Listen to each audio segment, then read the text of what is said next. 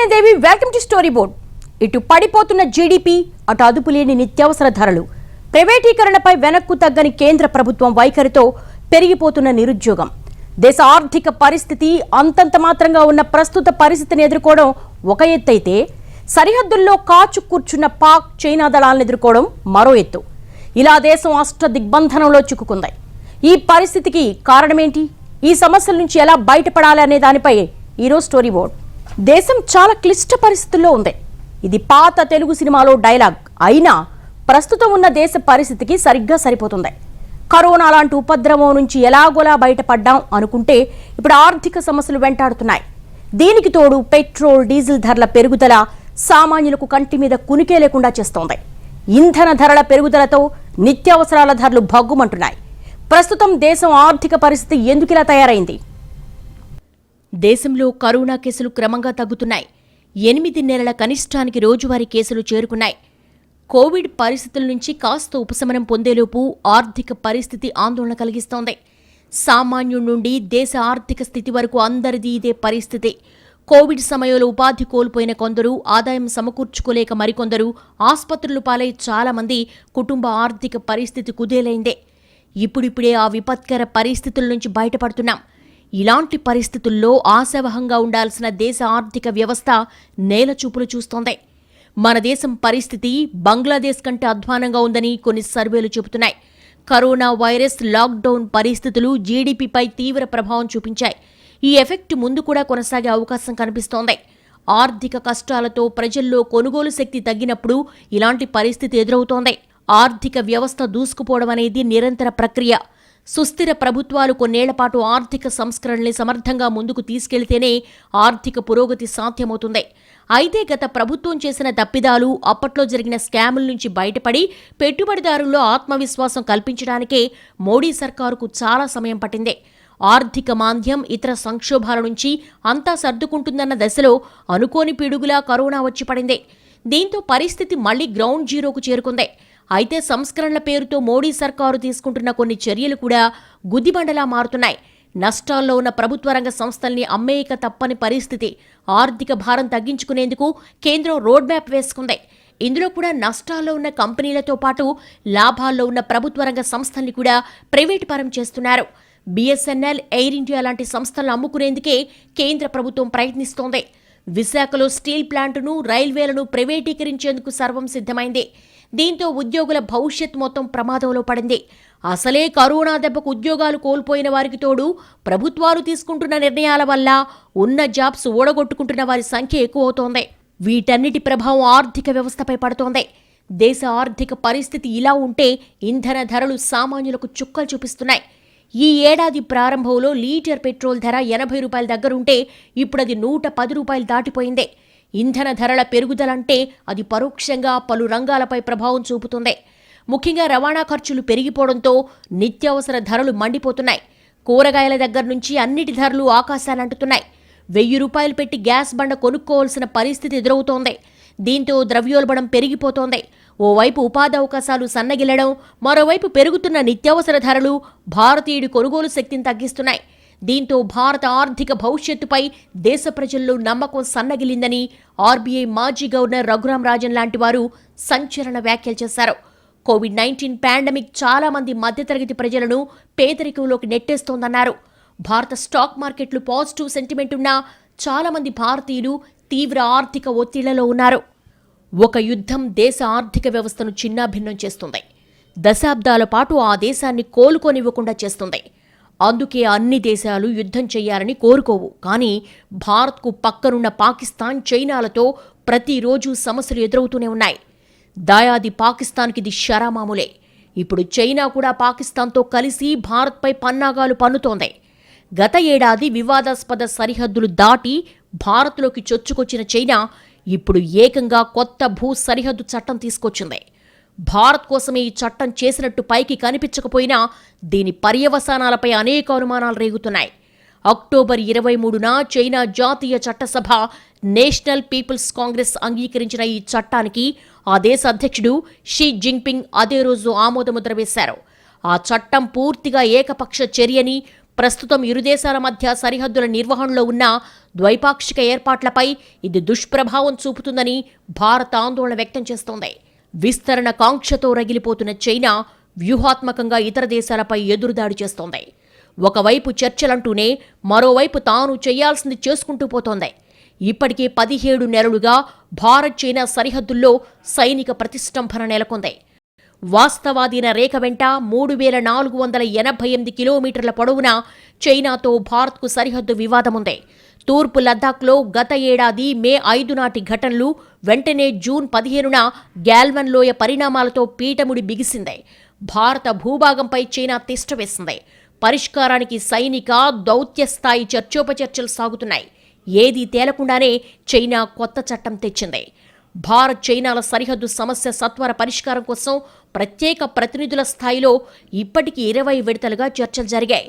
తుది పరిష్కారం మాట ఎలా ఉన్నా ముందుగా సరిహద్దు ప్రాంతాల్లో శాంతి కొనసాగించడం అవసరమని ఇరుపక్షాలు అంగీకరించాయి. కానీ ఇప్పుడు ఈ చట్టం కింద చైనా కొత్త ఎత్తుగడ వేసింది.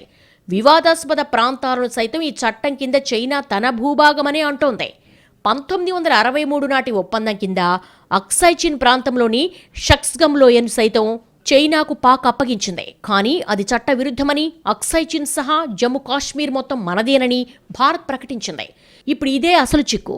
హోంశాఖ, రక్షణ శాఖల్లో సరిహద్దుల నిర్వహణ బాధ్యత ఎవరిదన్న స్పష్టత మన దగ్గర కొరవడుతుంటే చైనా ఈ కొత్త చట్టంతో తమ హద్దుల బాధ్యత పూర్తిగా ఆర్మీ మీద పెడుతోంది.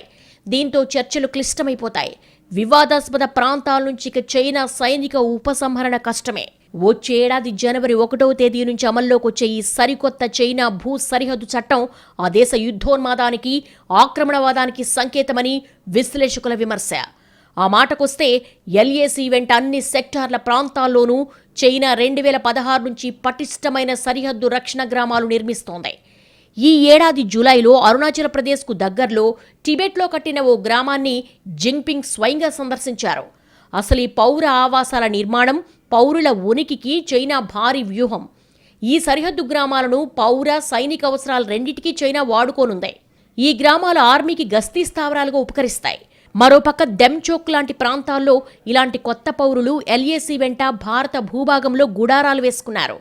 చైనా జనాభా ఇలా మన ప్రాంతాల్లోకి ఎగబాగితే కష్టమే. భవిష్యత్తులో సరిహద్దుల గురించి భారత్ చర్చించడం మొదలు పెడితే ఆ ప్రాంతం మాదే, మా జనాభా అక్కడున్నారని చైనా వాదించే ప్రమాదం ఉంది. అంటే సరిహద్దు వెంట వివాదాస్పద భూభాగాల్లో శాశ్వత వసతి సౌకర్యాలు, నియంత్రణ వ్యవస్థలు నిర్మించి ఆ భూభాగాలు తమవేనంటూ చైనా చట్టబద్ధం చేయనుందన్నమాట. అలా ఈ చట్టంలో ఇన్నాళ్ల భారత సైనిక సరిహద్దు చర్చల వ్యవస్థకు దాదాపు తెరపడినట్టే.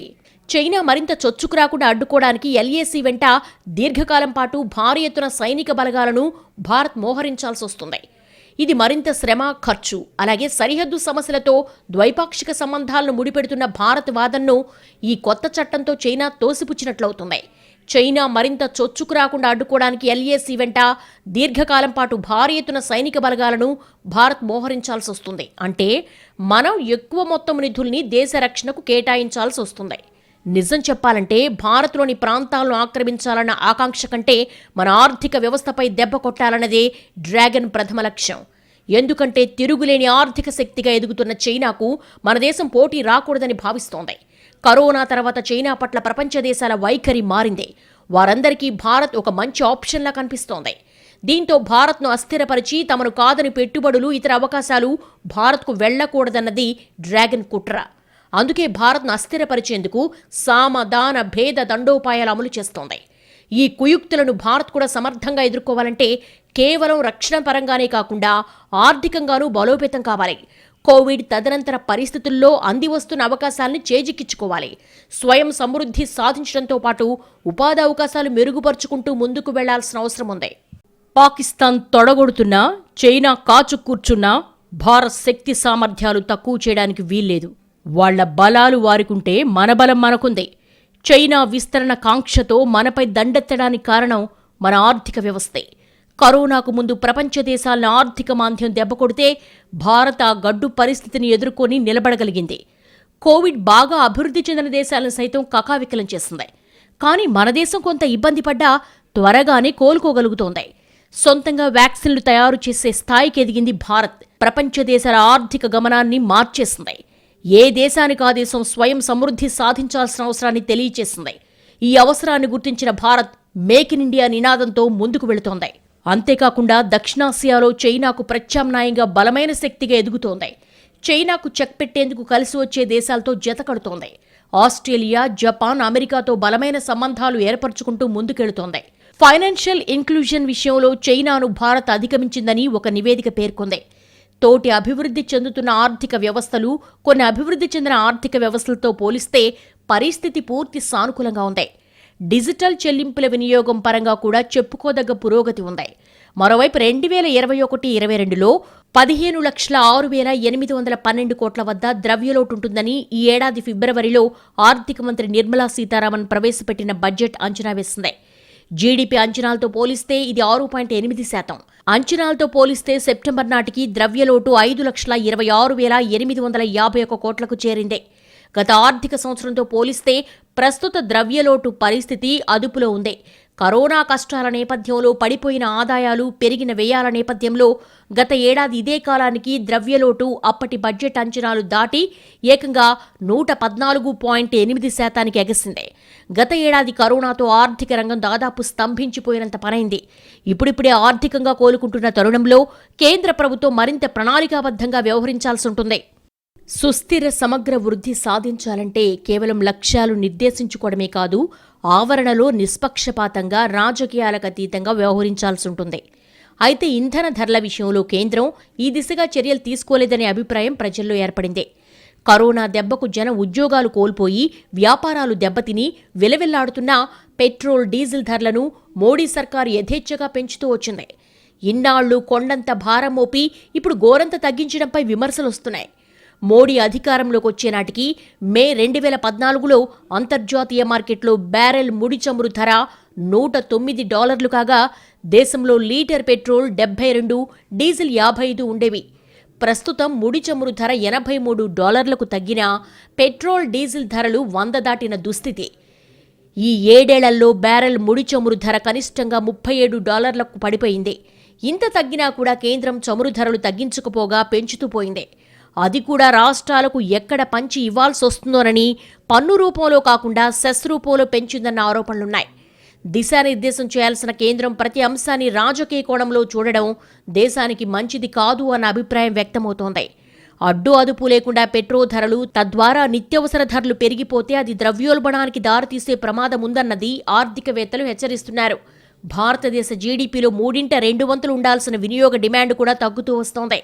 భారత్ అత్యధికంగా దిగుమతి చేసుకునేది చమురే. ఆ చమురు ధరలు 2014-2016 మధ్య తక్కువగా ఉండడం వల్ల జీడీపీ వృద్ధి కనిపించింది. ఆ ముసుగులో అసలైన సమస్యలన్నీ మరుగున పడిపోయాయి. దేశంలోని 3/4 ఉద్యోగాలకు ఆధారమైన వ్యవసాయం, నిర్మాణ ఉత్పత్తి రంగాలు దెబ్బతినడంతో అంతా తల్లకిందులైంది. అమెరికా, చైనా మధ్య వాణిజ్య యుద్ధంతో వియత్నాం, బంగ్లాదేశ్ వంటి దేశాలు లాభపడ్డాయే కానీ భారత్ దాన్ని ఏమాత్రం వినియోగించుకోలేకపోయింది. ఇలాంటి బలహీనతల్ని భారత్ అధిగమించాల్సి ఉంది. కరోనా తర్వాత పరిస్థితులకు తగ్గట్టు వ్యవహరించాల్సి ఉంటుంది. మరోవైపు స్టాక్ మార్కెట్లు ఇటీవలి కాలంలో రికార్డులు తిరగరాస్తున్నాయి. అయితే స్టాక్ మార్కెట్లు దూకుడుగా ఉన్నంత మాత్రాన ఆర్థిక వ్యవస్థ పరిపుష్టమైనట్లు కాదు. 2020 మార్చి చివరి వారంలో దేశవ్యాప్తంగా లాక్డౌన్ మొదలైనప్పుడు సెన్సెక్స్ 25,638 పాయింట్లకు పడిపోయింది. కానీ ఇప్పుడు రికార్డులు బద్దలు కొడుతోంది.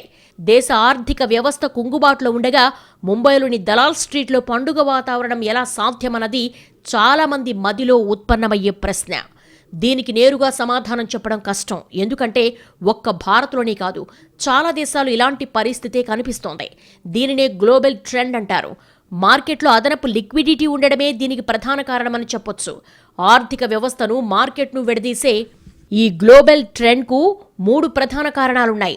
మొదటిది, ఇన్వెస్టర్లు భవిష్యత్తు మీద ఎక్కువ దృష్టి పెడతారు. కానీ ఆర్థిక వ్యవస్థ అనేది ప్రస్తుతం ఏం జరుగుతుంది అన్న అంశంపై నిఘా ఉంచుతుంది. ఉత్పత్తి, ఉపాధి రంగాల్లో ఏం జరుగుతుందో ఆర్థిక వ్యవస్థ గమనిస్తూ ఉంటుంది. రెండో కారణం, కేంద్రీయ బ్యాంకుల నుంచి ఆర్థిక వ్యవస్థలోకి నగదు ప్రవహించడం. కరోనా మహమ్మారితో పోరాటానికి పెద్ద పెద్ద ఆర్థిక వ్యవస్థలు భారీ ప్యాకేజీలు ప్రకటించాయి. దీంతో మార్కెట్లోకి నగదు చేరింది. ఇక మూడోది, స్టాక్ మార్కెట్లో ఉన్న కంపెనీలన్నీ ఆర్థిక వ్యవస్థతో సంబంధం ఉన్నవి కాకపోవడం. కాబట్టి కేంద్రం ఇలాంటి లెక్కల జిమ్మిక్కుల్ని కాకుండా ఉపాధి అవకాశాలను మెరుగుపరుస్తూ సామాన్యుల్ని ఆర్థికంగా బలోపేతం చేయడంపై దృష్టి పెట్టాలి. వ్యాపారాలు చేయడం ప్రభుత్వం పని కాదంటూ మోడీ సర్కారు పెట్టుబడుల ఉపసంహరణను ముందుకు తీసుకెళుతోంది. వాజ్పేయి ప్రభుత్వ హయాంలో 2004లో మొదలైన పెట్టుబడుల ఉపసంహరణ కార్యక్రమాన్ని మరింత దూకుడుగా కొనసాగిస్తోంది. 2021-22 వార్షిక బడ్జెట్ను ప్రవేశపెట్టే సమయంలో పెట్టుబడుల ఉపసంహరణ ద్వారా 1.75 లక్షల కోట్లను సమీకరించాలని లక్ష్యంగా పెట్టుకుంది. LIC, BPCL, Air India, Shipping Corporation of India, Container Corporation, IDBI Bank, బీఈఎంఎల్లలోనూ వ్యూహాత్మక పెట్టుబడుల ఉపసంహరణ కొనసాగుతుందని నిర్మల పేర్కొన్నారు. వ్యూహాత్మక రంగాల్లోనూ పెట్టుబడుల ఉపసంహరణకు అనుమతులు ఇవ్వడం సరికాదు. దేశంలో 300కు పైగా ప్రభుత్వ రంగ సంస్థలున్నాయి. అణు ఇంధనం, అంతరిక్షం, రక్షణ, రవాణా, టెలికమ్యూనికేషన్లు, విద్యుత్, పెట్రోలియం, బొగ్గు, ఇతర ఖనిజాలు, బ్యాంకింగ్, బీమా, ఇతర ఆర్థిక సేవల సంస్థల్ని వ్యూహాత్మక రంగాలుగా ప్రభుత్వం భావిస్తోంది. ఈ రంగాలను మినహాయించి మిగతా రంగాల్లోని ప్రభుత్వ సంస్థల్ని విక్రయించాలని ప్రణాళికలు రచిస్తోంది. కానీ భారత్ లాంటి అభివృద్ధి చెందుతున్న దేశంలో ప్రభుత్వ సంస్థల అవసరం చాలా ఉంది. ఒకవేళ ప్రభుత్వ సంస్థల్లో ప్రైవేట్ సంస్థల జోక్యం పెరిగితే కొత్త సమస్యలు వచ్చి పడతాయి. ఎల్ఐసి సామాజిక లక్ష్యాల కోసం ఏర్పాటు చేశారు. తక్కువ ధరకే ఇది ప్రజలకు బీమా పాలసీలు అందిస్తోంది. ప్రైవేటు కంపెనీలు ఇలాంటి విధానాలు అనుసరించవు. అయితే ఈ కంపెనీలను ఎత్తేస్తే సాధారణ ప్రజలకు చాలా ఇబ్బందులు తలెత్తుతాయి. ఇలాంటి పరిస్థితి రాకుండా ప్రభుత్వం మరింత సామరస్యంగా వ్యవహరించాలి. అప్పుడు ఆర్థిక రంగం ఎలాంటి కుదుపులనైనా తట్టుకోగలుగుతుంది.